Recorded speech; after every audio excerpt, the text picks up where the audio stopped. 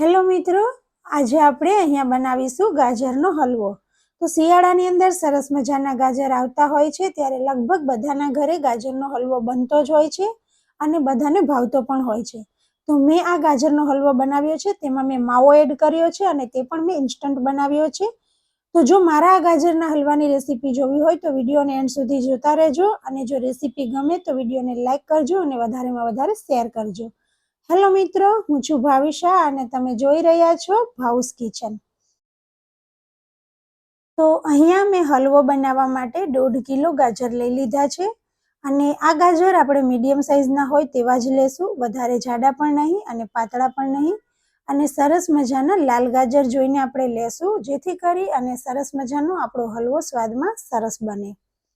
તો હવે ગાજરને આપણે પિલરની મદદથી તેની છાલ ઉતારી લેશું અને જે ગાજરનો પાછળનો જાડો ભાગ હોય તેને આવી રીતે વચ્ચેથી કટ કરી અને તેની અંદર રહેલો પીળો ભાગ આપણે ચપ્પાની મદદથી દૂર કરી દેશું।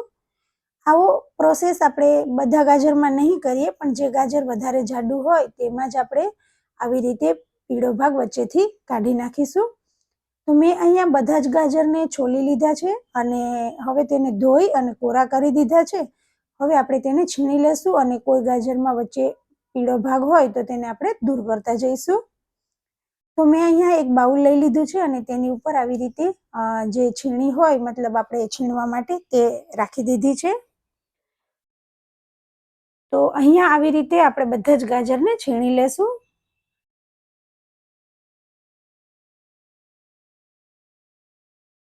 તો આપણે આવી રીતે જાડું પણ નહીં અને પાતળું પણ નહીં એવું છીણ તૈયાર કરીશું અને હવે આ છીણને આપણે ઘીમાં શેકી લેશું। તો તેના માટે મેં અહીંયા એક સરસ કડાઈ મૂકી દીધી છે ગેસ ઉપર અને તેની અંદર આપણે 2 ચમચા ઘી એડ કરી દેશું અને બધું જ જે ગાજરનું છીણ તેને આપણે ઘીની અંદર એડ કરી દેશું। તમે ગાજરના હલવાને કુકરમાં પણ બનાવી શકો છો, પણ આ રીતે બનાવેલા હલવાનો જે સ્વાદ હોય છે તે કંઈક અલગ જ હોય છે અને આમ એકદમ ઓરિજિનલ સ્વાદ આવે છે। તો હવે આપણે ધીમા તાપે ગાજરને ઘીમાં શેકી લેશું। જેમ જેમ ગાજર ઘીમાં શેકાશે તેમ તેનો કલર પણ બદલાશે અને તેની અંદર શાઇનિંગ આવશે। તો તમે જોઈ શકો છો કે જે ભાગ ઘીમાં શેકાય છે તે થોડો થોડો યલો દેખાવા માંડ્યો છે।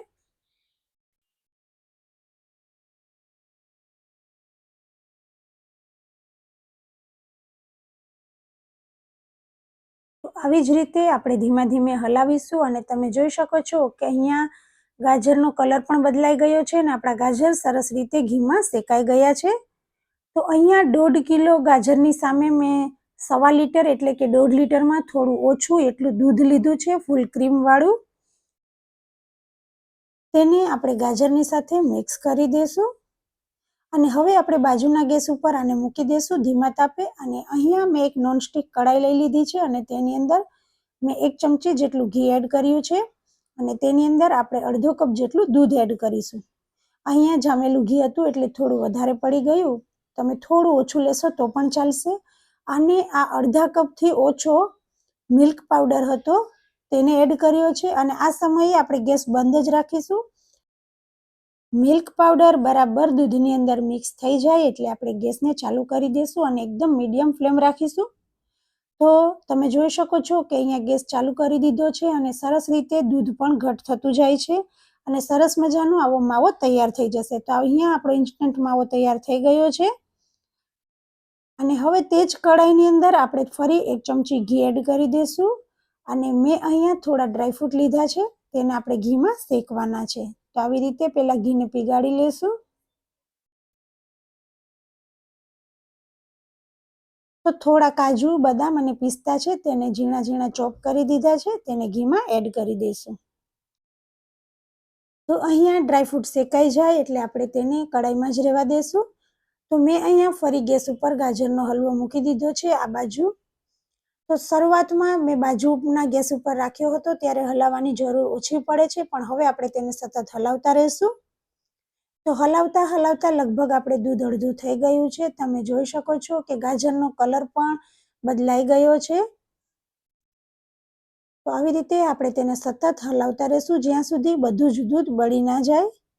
તો અહીંયા લગભગ આપણું બધું જ દૂધ બળી ગયું છે આ જે પરપોટા થઈ રહ્યા છે તે પણ બંધ થાય એટલે આપણે તેની અંદર ખાંડ એડ કરીશું.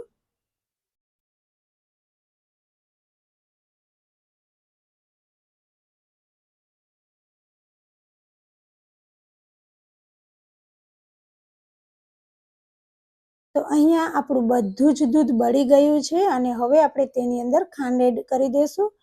તો મેં અહીંયા 150 ગ્રામ ગાજરની સામે 250 ગ્રામ ખાંડ લીધી હતી અને તેમાંથી મેં લગભગ 225 ગ્રામ જેટલી ખાંડ એડ કરી છે. તો હવે તેને સતત હલાવતા રહેવાથી ખાંડનું પણ પાણી થશે અને જ્યાં સુધી ખાંડનું પાણી બળી ના જાય ત્યાં સુધી આપણે તેને હલાવતા રહેવાનું છે. ખાંડ એડ કરવાથી ગાજરનો કલર ફરી એકદમ શાઇનિંગ મારશે અને લાલ થઈ જશે.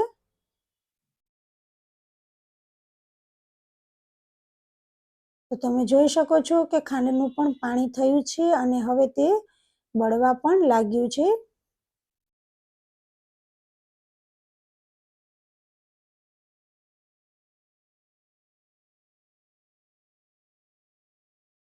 તો આ સમયે અહીંયા ખાંડનું બધું જ પાણી બળી ગયું છે.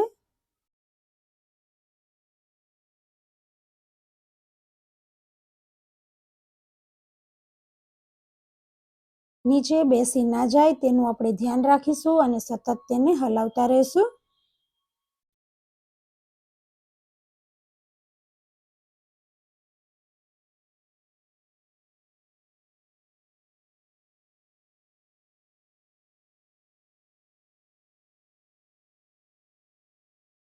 તો અહીંયા આ સમયે ખાંડનું પણ પાણી બધું જ બળી ગયું છે, તમે જોઈ શકો છો.